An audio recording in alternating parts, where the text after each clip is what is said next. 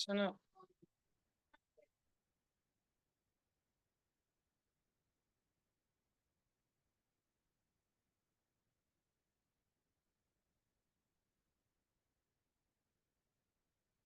नमो वरिहंताणं, नमो सिद्धाणं, नमो आयरीयाणं, नमो वचायाणं, नमो लोये सव्यसाहुनं।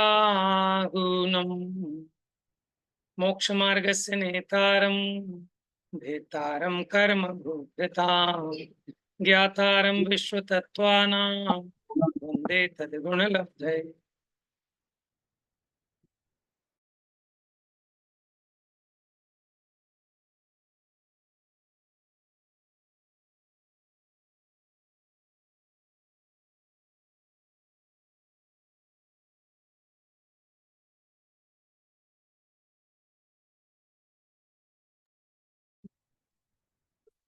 तो यहाँ अपनी चर्चा प्रारंभ हुई थी ध्यान की। ठीक है, ध्यान क्या कहा था कि ज्ञान का किसी एक विषय में स्थिर होना, उसको ध्यान कहते हैं। चरणन योग की अपेक्षा ध्यान की प्रक्रिया प्रारंभिक भूमिका वाले जीवों के लिए बताई गई है कि किस प्रकार धारणा आदि अथवा किसी मंत्र के माध्यम से, ठीक है, हमें ध्यान का अभ्यास करना चाहिए। तो पहले तो प्रारंभ काल में ध्यान में अपने उपयोग को बाहर से समेट कर तत्व विचार आदि में लगाना चाहिए, और धीरे धीरे अपनी उसमें जैसे जैसे निपुणता आती है तो तत्व विचार के विकल्पों का भी अभाव करके निर्विकल्प दशा को प्राप्त होना, वो ध्यान है। अब यहाँ मोक्ष मार्ग में ध्यान के चार भेद बताए, आर्त, रौद्र, धर्म और शुक्ल। ठीक है, पहले जो दो ध्यान है आर्त और रौद्र, वो अशुभ ध्यान है। धर्म और शुक्ल ये शुभ ध्यान है। शुक्ल ध्यान साक्षात मुक्ति का कारण है। धर्म ध्यान परंपरा से मोक्ष का कारण है। आर्त ध्यान त्रियंच गति के बंध का कारण है। रौद्र ध्यान नरक गति के आश्रव बंध का कारण है। चलिए पढ़ते हैं, स्टार्ट करते हैं। पढ़िए, कौन पढ़ेगा? जिसमें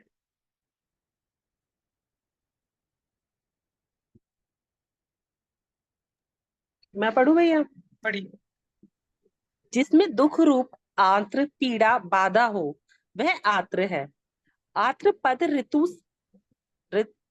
रित से बना है जिसका अर्थ है दुख, अथवा जिसमें अर्दन अर्थी पीड़ा बाधा उत्पन्न होती है वह आत्र ध्यान है। आर्त का अति मतलब है दुखी होना। आर्त जो है वो रित, रित शब्द से बना है। उसका मतलब है दुख, जिसमें परिणामों में बड़ी पीड़ा हो, तकलीफ हो, खेद खिन्नता हो, दुख हो, वो आर्त ध्यान है। अति खोटे रुद्रता में कर्म रौद्र हैं। रुद्र या क्रूर आशय, रुद्र में होने वाला ध्यान रौद्र ध्यान है। वस्तु के स्वभाव का यथार्थ विचार रूप ध्यान धर्म ध्यान है।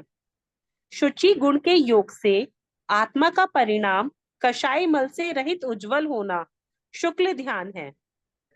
यहाँ ध्यान पद पूर्वक सूत्र से अनुवर्तित कर प्रत्येक के साथ जोड़ने पर आत्र ध्यान, रौद्र ध्यान, धर्म ध्यान, शुक्ल ध्यान, इस प्रकार सूत्र का भाव स्पष्ट हुआ। इनमें से आत्र और रौद्र ये दो ध्यान पापाश्रव के कारण होने से अप्रशस्त बुरे हैं, तथा धर्म और शुक्ल ये दो ध्यान कर्मनाश के कारण होने से प्रशस्त भले हैं। अब प्रशस्त ध्यान की विशेषता बताते हाँ हैं। जी, ये चार ध्यान हुए। रौद्र कहते हैं क्रूर। तो रौद्र ध्यान कैसा होता है? जैसे किसी को कोई दुख हो गया और आप खुश हो रहे हैं उसमें, ठीक है, इंसान आदि आदि इसके भेद भी आगे बताएंगे। तो क्रूर आशय वाला जो ध्यान है वो रौद्र ध्यान है। वस्तु स्वभाव के यथार्थ विचार रूप ध्यान धर्म ध्यान है। शुचि गुण के योग से, शुचि माने शुद्धि, पवित्रता, उससे आत्मा का परिणाम कषाय से रहित उज्जवल होना, ठीक है, वो शुक्ल ध्यान है। चलिए, अब प्रशस्त ध्यान की क्या विशेषता है? परे मोक्ष हेतु, परे ये द्विवचन है, तो अंत के दो सॉरी, अंत के दो, अंत के दो ध्यान वो मोक्ष के कारण है। पढ़ी। परे अंत के दो, धर्म ध्यान और शुक्ल ध्यान। प्रश्न, परे पद से अंतिम एक शुक्ल ध्यान का ही ग्रहण होता है, दो का नहीं। उत्तर, जो अंत में हो वह पर है, इससे अंतिम में एक का ही ग्रहण होता है, यह तो सत्य है। परंतु यहाँ पर में द्विवचन का प्रयोग होने से उसकी सामर्थ्यवश उसके निकटवर्ती धर्म धर्म का भी ग्रहण हो जाता है, क्योंकि उपचार से धर्म भी पर है। ये दोनों मोक्ष के हेतु हैं। इस कथन से यह भी सिद्ध हो गया कि शेष रहे आत्र और रौद्र ध्यान संसार के हेतु हैं। अब आत्र ध्यान के पहले भेद का निरूपण करते हैं। देखिए, अब यहाँ ये सिद्ध किया कि परे माने अंत का, लेकिन ये द्विवचन था इसलिए अंतिम के दो, धर्म और शुक्ल ध्यान मोक्ष के हेतु हैं। तो इससे ये भी सिद्ध हो गया कि जो पहले वाले दोनों हैं वो संसार के हेतु हैं। आर्तम मनोज्ञस्य संप्रयोगे तत् विप्रयोगाय स्मृति समन्वाहारः। आर्तम मनोज्ञस्य संप्रयोगे तत् विप्रयोगाय स्मृति समन्वाहारः। चलिए पढ़िए। अमनोज्ञ क्या, संप्रयोग होने पर उसके विप्रयोग के लिए स्मृति का समन्वाहार पहला आर्त है। हाँ जी, आर्थ आर्तम, आर्तम क्या है? अब माँ लगाए ना तो माँ से आ निकला, अमनोज्ञ से। अमनोज्ञ माने जो हमें भले नहीं लगते, जो हमें अनिष्ट लगते हैं। संप्रयोगे माने उसका समागम हो जाने पर, तद विप्रयोगा स्मृति कि इसको कैसे दूर करें, ऐसा बार बार विचार करना, स्मरण करना, ठीक है। उसका नाम है पहले प्रकार का, क्या हो गया? अनिष्ट संयोगच। अनिष्ट का संयोग हो गया ना, तो अब क्या विचार चलता है बार बार कि ये कैसे दूर हो, इससे कैसे माने पिंड छुटे, ये तकलीफ कैसे मिटे। ठीक है, कोई भी ऐसा संयोग जो अपने को भला नहीं लगता उसको कहते हैं अमनोज्ञ। उसका अपने पास समागम होने पर उसके विप्रयोग के लिए माने उसके वियोग के लिए बारंबार स्मृति का उसी में लीन होना, वो पहले प्रकार का आर्त ध्यान का भेद है। उसको क्या कहेंगे? अनिष्ट संयोगच। माने जिसको आप नहीं चाहते, ऐसी कोई चीज का संयोग हो गया तो उसको हटाने के लिए जो आपका उपयोग लगा रहता है, वो कौन सा ध्यान है? पहले प्रकार का अनिष्ट संयोगज आर्त ध्यान। पढ़िए अर्थ। आर्त, दुख रूप पहला आर्त ध्यान।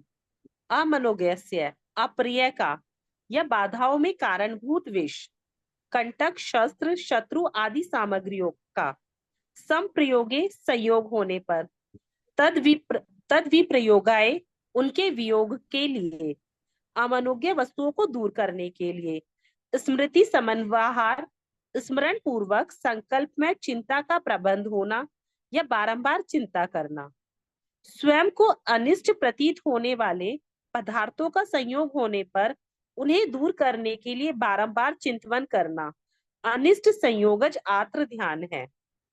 अब आत्र ध्यान के दूसरे भेद का निरूपण करते हैं। हाँ जी, देखिए, ये पहला हुआ अनिष्ट संयोगज। सुबह से शाम तक देखो, पाप का उदय तो सबके जीवन में आता है, और पाप की सामग्री और पुण्य की सामग्री दोनों सामग्रियां अवेलेबल रहती हैं हमारे पास। ठीक है, लेकिन होता क्या है कि हमारे पास जो प्रतिकूल सामग्री दिखाई दे रही है, हमारा उपयोग उसी में लीन रहता है। कब?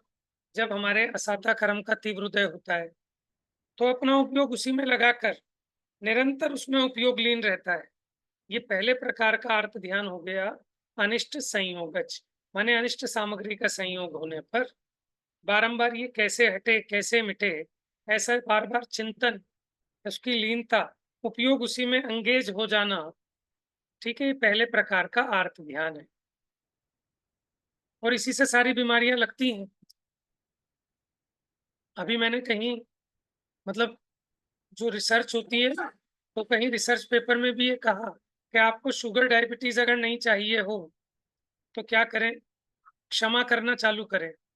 आप एक लिस्ट बनाओ जिससे भी आप हेट करते हो, माने जिसके प्रति आपको द्वेष है, जिससे आप नफरत करते हो, आप उससे क्षमा करो उसको, तो आपको शुगर डायबिटीज ठीक हो जाएगी।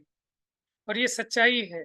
इसके दो कारण हैं, क्योंकि आप जब किसी का बुरा सोचते हैं, दिमाग में नेगेटिविटी लाते हैं, तो उससे आपका स्ट्रेस भी बढ़ता है और सारे के सारे हार्मोन में नेगेटिव, ठीक है, आपका केमिकल रिलीज होता है। उसी के कारण आपके शरीर में शुगर डायबिटीज ये बढ़ते हैं। आप अगर क्षमा करना सीखेंगे, ठीक है, मिल बांट कर सबको वसुधैव कुटुंबकम अपने जैसे ही समझेंगे, किसी का बुरा नहीं सोचेंगे। आपके सोचने से तो वैसे भी किसी का बुरा होना नहीं, लेकिन हम जो सोचते हैं उससे किसी दूसरे का बुरा हो ना हो, हमारा तो होता है, इस लोक में भी परलोक में भी। अभी स्वास्थ्य भी खराब होता है और उपयोग खराब होने से अच्छे काम भी खराब होते हैं, कंसंट्रेट लूज हो जाता है। उसके अलावा पाप का तीव्र आश्रय होता है और ये आर्त ध्यान है नरक गति, त्रियंच गति, इनके बंद का कारण है। तो दोनों तरीके से अगर आप देखें, साइंटिफिक भी और अपने आगम के अनुसार भी, अगर हमें स्वस्थ रहना हो तो पहले अपने चिंतन को स्वस्थ करना होगा। हमारा एक खोटा चिंतन, ठीक है, राग द्वेष पूर्ण चिंतन, दूसरों की कमियां देखने वाला चिंतन, ये हमें कैंसर तक ले आएगा। ठीक है ना। अब लोग कहते हैं कि साहब हम सब शुद्ध खाते हैं, सब शुद्ध करते हैं, तो सब कुछ शुद्ध तो हो गया, लेकिन मन तो अशुद्ध है। समझ में आया ना, मन की क्या अशुद्धता। जी भैया, मुनिराजों को भी तो कैंसर हो जाता है, डायबिटीज हो जाती है, फिर उन्हें क्यों हो जाती है? देखो, अभी हम जो कथन कर रहे हैं वो मुख्यता से कर रहे हैं। कभी कभी ऐसा होता है कि पार्श्वनाथ भगवान ने तो कोई बैर नहीं बांधा था, फिर भी उन पर उपसर्ग हुआ कि नहीं हुआ, ठीक है ना, लेकिन वो तो उसमें दुखी नहीं हुए। तो कर्म का तीव्र उदय है, तो उसमें तो बाकी ये बाह्य कारण है। देखिए, दो प्रकार के निमित्त होते हैं, एक अंतरंग निमित्त और एक बहिरंग निमित्त। बहिरंग निमित्त निमित्त रूप, नियम रूप निमित्त नहीं है, ठीक है, लेकिन स्थूलता से दिखाई देते हैं। जीवों का पुरुषार्थ उन स्थूल बाह्य निमित्तों के हेर फेर में लगा रहता है। तो स्थूल बाह्य निमित्त भी इसको सही तो पता होना चाहिए।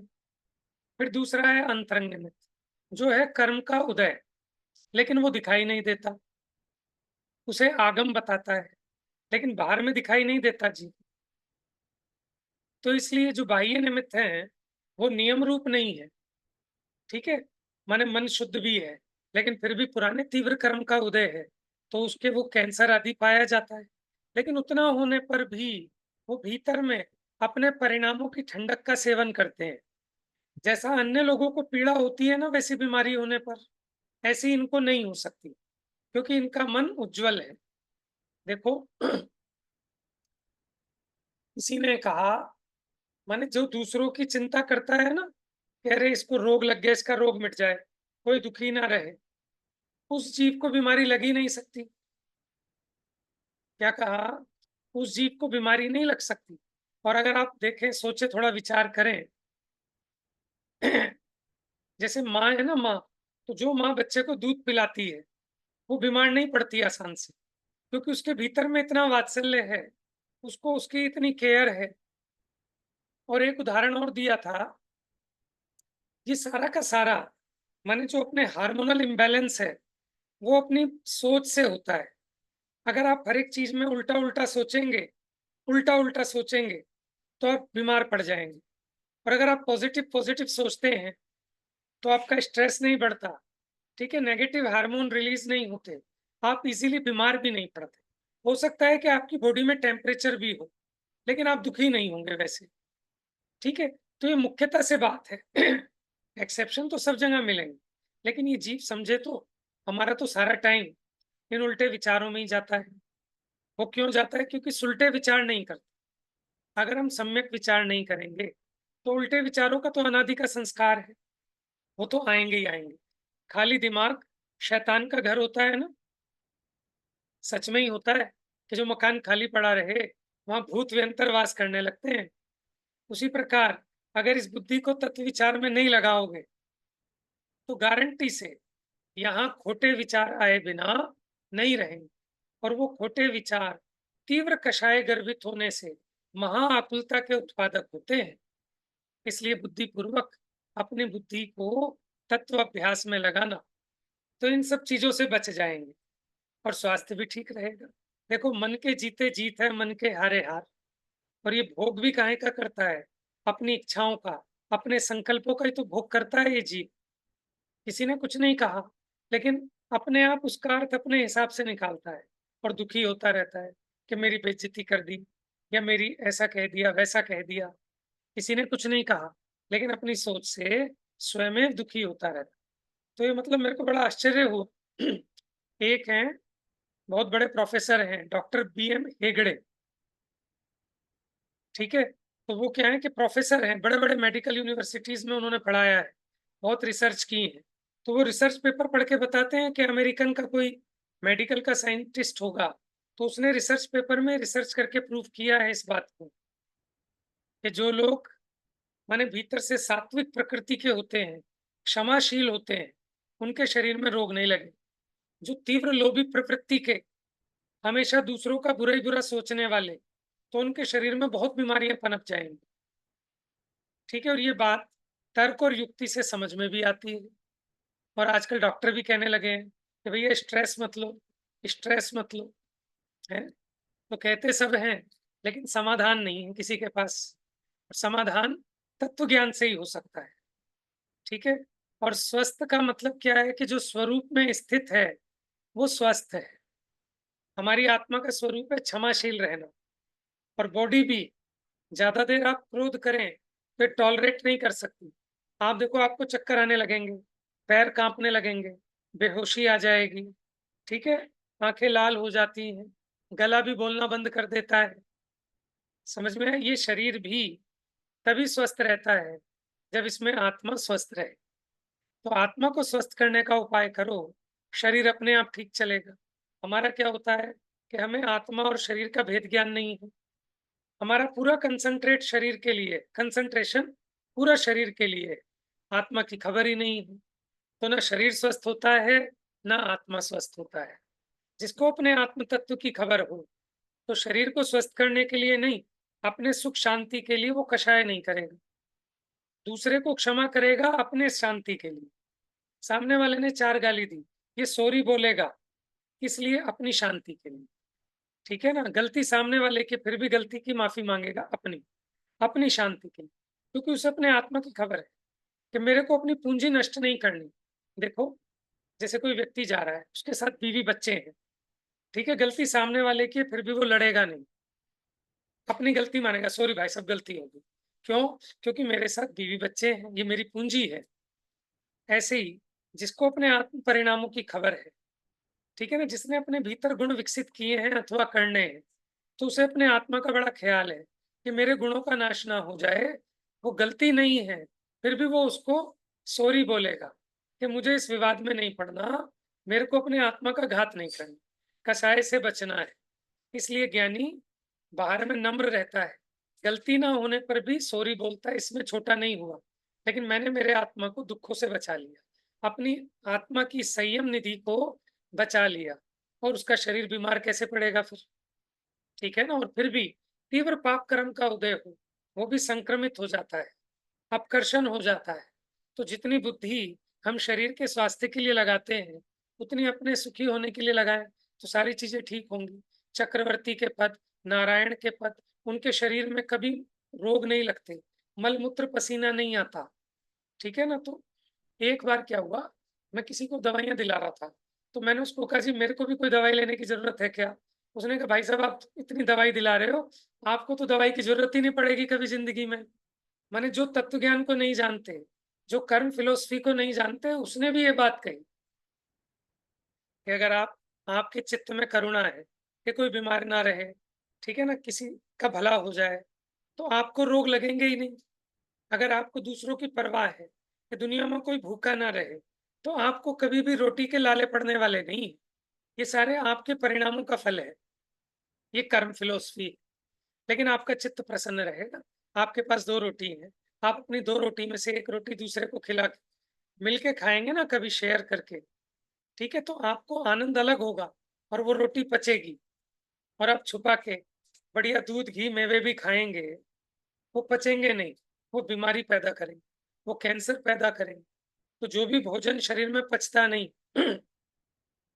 भय सहित, कषाय सहित जो आप खाएंगे ना, वो जहर बनेगा। उसका रस नहीं बनेगा, खून नहीं बनेगा, जहर बनेगा। अब कोई कहता है साहब मैं तो सिर्फ ड्राई फ्रूट्स खाता था, मेरे को कैंसर कैसे हो गया? कि वो कोई ड्राई फ्रूट से थोड़ा ही होता है, तेरे परिणामों से होता है। कि गांठें कैसे पड़ गई मेरे पेट में, कि तू देख तेरे परिणामों में कैसी गांठें हैं। तो परिणामों की गांठें खोल दो, ये सारी गांठें खुल जाएंगी, ठीक है ना। और सबसे बड़ी बात है कि आप दुखी नहीं होगे। आप तो अपने परिणाम का भोग करते हो, शरीर का भोग थोड़ा ही करते हो। अपनी मान्यता से शरीर में अपनी एकत्व की कल्पना की है, इसलिए इतना दुखी सुखी होता है। मुनिराज तो नहीं होते, 22 परिचय होते हैं, लेकिन वो दुखी नहीं होते। क्यों? क्योंकि उन्हें अपने स्वरूप की खबर है कि मेरा स्वरूप सेफ है, तो उसका आनंद करते हैं। तो बिना आत्मा को जाने, बिना रागादि को मिटाए दुख मिटने वाला नहीं, ठीक है ना। तो ऐसी बहुत सुंदर, ये तत्व ज्ञान के बिना जीव को सुखी होने का दूसरा कोई उपाय नहीं है। इसलिए शिक्षित करो, शिक्षित हो अधिक से अधिक। माने ज्ञानियों ने जितना ज्ञान का प्रकाश किया है हमारे लिए, हम उसको पढ़ें, पढ़ाएं, उसकी चर्चा करें, तो अपना जीवन सुखमय हो जाएगा। चलिए, अब दूसरा है आर्त ध्यान के दूसरा भेद कौन सा है? पहला बताया था अनिष्ट संयोगज, दूसरा है इष्ट वियोगज। जिसको हम इष्ट मानते थे, हमारी उस सामग्री का वियोग हो गया, तो हम दुखी रहते हैं कि है कैसे ये चीज मिले, कैसे ये चीज मिले। तो उसके कारण बड़ा भारी नुकसान होता है अपने को। चलिए, उसका नाम है विपरीतम मनोज्ञस्य। अब जो पहले हमने बताया था अमनोज्ञ वाला, अब मनोज्ञ पदार्थों में उसका विपरीत लगा लेंगे, सारा उल्टा ले लो। क्या था कि अमनोज्ञ का संयोग होने पर, ठीक है, उसको दूर करने का निरंतर चिंतन होना। अब यहाँ क्या होगा? मनोज्ञ सामग्री का, मनोज्ञ सामग्री दूर होने पर उसको मिलाने के लिए निरंतर उसी में उपयोग लगे रहना, ठीक है। ये क्या है? इष्ट वियोगज। ये भी खोटा ध्यान है, अपने उपयोग को भ्रष्ट करता है, अपने को बहुत दुख का कारण होता है। इसलिए शीघ्र अतिशीघ्र तत्व विचार में लगकर अपने को इन चीजों से बचाना चाहिए। इष्ट अनिष्ट में जब भी आपका दिमाग खाली होगा ना, वहीं लग जाएगा कि ये चीज कैसे हटे, ये कैसे दूर हो, ये कैसे मिले। तो इसी में तो अपना 24 घंटे जा रहे हैं। आप देखें जरा, धर्म ध्यान कितना होता है अपने जीवन में? कौन सा ध्यान होता है अपने को 24 घंटे? आर्त ध्यान चलता है मुख्यपने। पाप का उदय हो तो अर्थ ध्यान कर लेता है, पुण्य का उदय हो तो रौद्र ध्यान कर लेता है। लेकिन 24 घंटे उठते बैठते, खाते पीते, सोते नहाते धोते, मंदिर में पूजा करते हुए भी इसको आर्त रुद्र ध्यान चलते रहते। तो जैसा ध्यान होगा वैसे फल होगा। अब कोई कहे साहब हमने तो बहुत पूजा करी, बहुत दान दिया, बहुत धर्म किया, लेकिन भैया हमारे साथ ऐसा क्यों हो रहा है? तो आप देखो आपका ध्यान कहाँ है, क्या ध्यान हो रहा है हमारे चित्त में, तो फल भी वैसे ही होता है। चलिए, पढ़िए। मनोज्ञ का संयोग होने पर इससे विपरीत ध्यान होता है। विपरीतम उल्टा। पहले बताए गए अमनोज्ञ के संयोग से विपरीत अनुकूलताओं में कारणभूत प्रिय, पत्नी, पुत्र, धन, धान्य आदि मनोज्ञ वस्तुओं का वियोग हो जाने पर उनके संयोग के लिए बारंबार चिंतन करना इष्ट वियोगज आत्र ध्यान है। आर्थ, आर्त ध्यान है। हाँ जी। समझ में है इसको? देखो, ये तो थोड़ी सी जानकारी दी है, लेकिन इसका ये ऐसी गोली है, ठीक है ना। ये तो हमने बता दिया आपको एक विधि, लेकिन इसको तो निरंतर इसका उपयोग करने लायक है। आप इसका जितना विचार करेंगे, ठीक है ना। माने कॉपी पेन लेके लोग लिखते हैं ना, राम राम राम राम राम राम। कई लोग ऐसा करते हैं, रजिस्टर मिलते हैं उनको, ऐसा उनके ग्रुप चलते हैं और उनके ऐसे सेशन और प्रोग्राम चलते हैं कि आप अधिक से अधिक रजिस्टर भरो, नमोकार मंत्र लिखते रहेंगे, महावीर महावीर लिखते रहेंगे। तो चलो कम से कम उनका विचार विपरीत में ना जाए। तो हम ये कह रहे हैं कि कॉपी पेन लेके अपना लिखो जब कभी फुर्सत मिले, कि मैंने आज सुबह से शाम तक कौन कौन से ध्यान किए, ठीक है ना। आर्त ध्यान के भी 4 भेद, रौद्र ध्यान के 4 भेद, धर्म ध्यान के 4 भेद। शुक्ल ध्यान तो अभी होता नहीं इस पंचम काल में, ठीक है। तो अब उसमें से अपनी खतौनी करें, तब पता चलेगा कि हमारा तो हर समय खोटा ही ध्यान चलता है। आर्त रौद्र ध्यान तो क्या होगा, दुखी नहीं होंगे तो क्या होगा, बताओ। कैंसर नहीं होगा तो क्या होगा, माने फोड़े पड़ जाएंगे अंदर, अल्सर हो जाता है, एसिडिटी। एसिडिटी इसीलिए होती है, आप थोड़ा गुस्सा करके दिखाओ, आप थोड़ा क्रोध करो, आपको एसिडिटी बन जाएगी, एसिड बन जाएगा। लोग कहते हैं कि साहब इस चीज से एसिड बनता है, उस चीज से एसिड बनता है। कहीं से नहीं बनता, आपके परिणामों से बनता है। आप शांति से खाना भी नहीं खा पाते तो वो भोजन एसिडिटी करता है। आप निर्मल परिणामों से शांत होकर बैठकर भोजन करें तसल्ली से, और कैसी भावना सहित कि दुनिया में, माने तीनों लोकों में जितने जहाँ कहीं मुनिराज हो उनका आहार संपन्न हो गया हो, जितने साधर्मी हो उनका हो गया हो, सबको, ठीक है, अपने अपने पुण्य प्रमाण मिलता ही है। तो ये मेरा आहार करना मेरा स्वरूप नहीं है, ऐसे अपने परिणामों को शांत करके अनासक्ति पूर्वक। अब जब ये जीव भोजन करेगा, उसे एसिड कभी नहीं बन सकता। एसिडिटी बनती है तीव्र आकुलता के कारण। खाना खाते हुए भी टीवी देख रहे हैं, बातें कर रहे हैं, मोबाइल में ध्यान है, तो सारा उपयोग तो वहां एंगेज हो गया।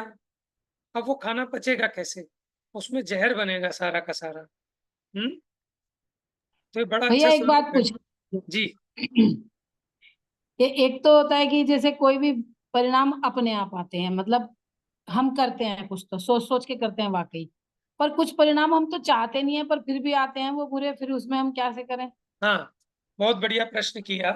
कुछ तो ऐसे होते हैं कि जो हम बुद्धिपूर्वक करते हैं, कुछ ऐसे होते हैं कि हम बुद्धिपूर्वक नहीं करते लेकिन आते हैं। तो जो आते हैं ना, वो संस्कार है अपना बिगड़ा हुआ। जैसे एक बात बताओ, ईमानदारी के, अपने अपने भीतर सोचना, किसी की बुराई करने में कितना मजा आता है। माने कहीं किसी की बुराई चल रही हो, ठीक है ना, कोई कहे हाँ हाँ, हम भी जाके उसमें 2 बात कह देंगे, आप सही कह रहे हो, वाकई में बहुत घटिया इंसान है वो, उसने हमारे साथ भी ऐसा किया था, उसके साथ भी वैसा किया था। अब ये क्या है कि आप चाहते नहीं थे, लेकिन फिर आप बाद में कहते हो अरे अरे कैसे हो गई ये गलती, हमको ये गलती नहीं करना थी। तो क्या है कि जीव ने अनादि का ऐसा संस्कार है। आप देखो, जैसे मान लो पहले आपका घर दूसरी जगह था, तो आप मंदिर से निकलते थे, आपको सोचना नहीं पड़ता था, आपके पैर अपने आप उस तरफ को चले जाते थे।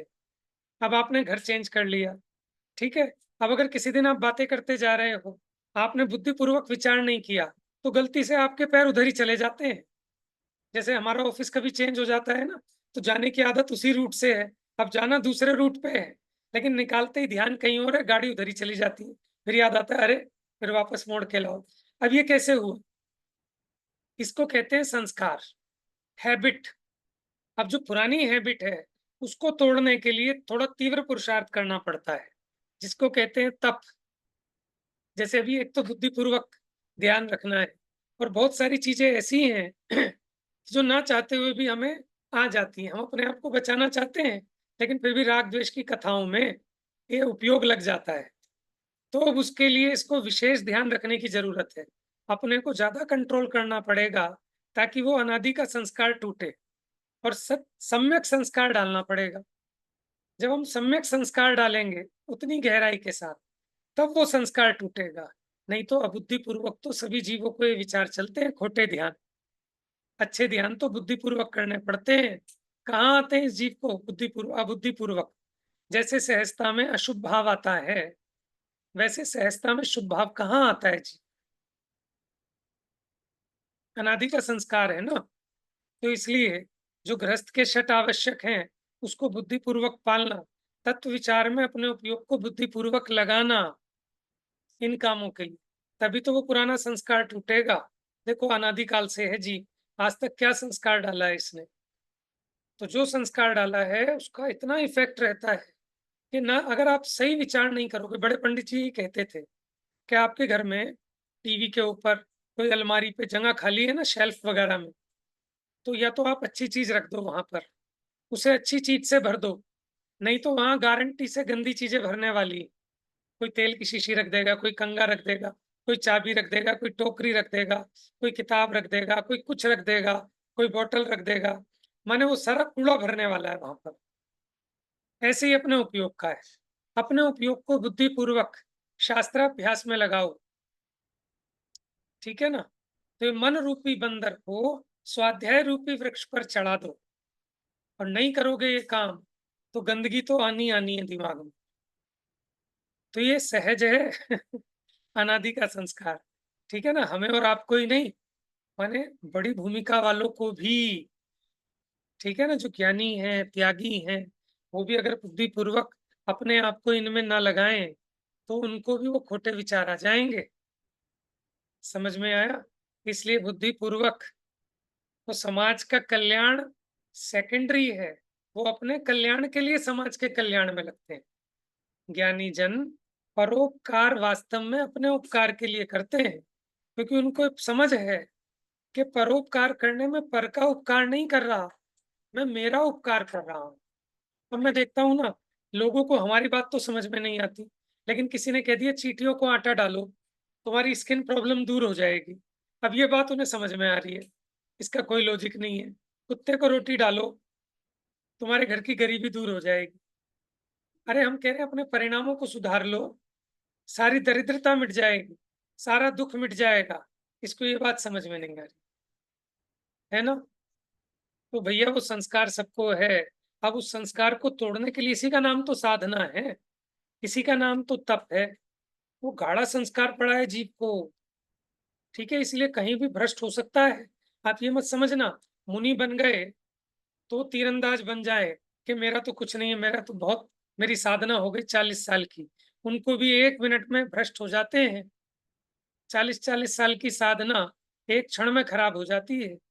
इसलिए वो भी भली भांति सारी मर्यादाओं का पालन करते हैं, तीनों टाइम सामायिक प्रतिक्रमण शुद्धि सब करते हैं, पूरी क्रियाएं करते हैं। हम कहते हैं क्रियाओं में दम नहीं है। देखो ना आप मुनिराज की क्रियाएं पढ़ो, मूलाचार, अपने को तो करना तो बात की बात है, पहले याद भी कर ले आदमी कितनी क्रियाएं हैं उनकी। हमारी तो क्या क्रियाएं हैं गृहस्थ की, क्योंकि गृहस्थ का तो समय व्यापार धंधे में कितनी कलुषता होती है परिणामों में, कैसे कैसे लोगों से। माने जो शूद्र हैं, शूद्र मतलब बुद्धि से शूद्र, जो 5 पापों में लीन है वो वास्तव में शूद्र है। जैसे बाहर किसी से टच हो जाते मैले हो जाते हैं ना, कहते छूना नहीं, आके स्नान करना पड़ेगा। तो उसी प्रकार हम पापी जीवों से, लोभी जीवों से संगति करते हैं, ठीक है, तो हम भी मलिन हो जाते हैं, हमारी परिणति मलिन हो जाती है। तो फिर स्नान करना चाहिए। स्नान कैसे होगा? कि तत्व ज्ञान के जल से स्नान होगा, तब अपनी अशुद्धि दूर होती है। धीरे धीरे साधक इसीलिए इस दिशा में आगे बढ़ता है कि कैसे मेरे लौकिक जनों का संग छूटे। उसके लिए वो परिग्रह को घटाता है, परिग्रह का त्याग करता है, व्यापार अधिक से निवृत्ति लेता है, शादी ब्याह में जाने का, क्योंकि वहां कौन मिलेंगे? ज्ञानी तो मिलेंगे नहीं, सारे अज्ञानी मिलेंगे, शूद्र मिलेंगे जो 5 पापों में प्रवीण है। और वही कथा होगी 5 पापों की। और मेरी परिणति कितनी मलिन हो जाएगी, अब उस परिणति को वापस चमकाने में फिर 10-20 दिन लग जाएंगे इस जीव को। तो जो जितना बाहर का क्रियाकांड है वो अंतरंग शुद्धि के, ठीक है, उसका निमित्त कारण जानकर आगम में कहा है। बाकी विचार करना समय हो गया है तो इसलिए जो जो रौद्र आर्त ध्यान है, अभी हम इनका विचार करें और थोड़ा सा अपनी लाइफ में ऑब्जर्व करें कि कौन कौन सा हम आर्त ध्यान कर रहे हैं और उसका क्या फल आएगा। तभी जीव को थोड़ा उससे भय लगे तो उससे बचेगा। अब आर्त ध्यान का जो तीसरा भेद है उसकी चर्चा हम कल करेंगे। चलिए, जा वाणी के ज्ञान से सूझे लो कालो, सो वाणी मस्तक नमो सदा देत हूँ धो।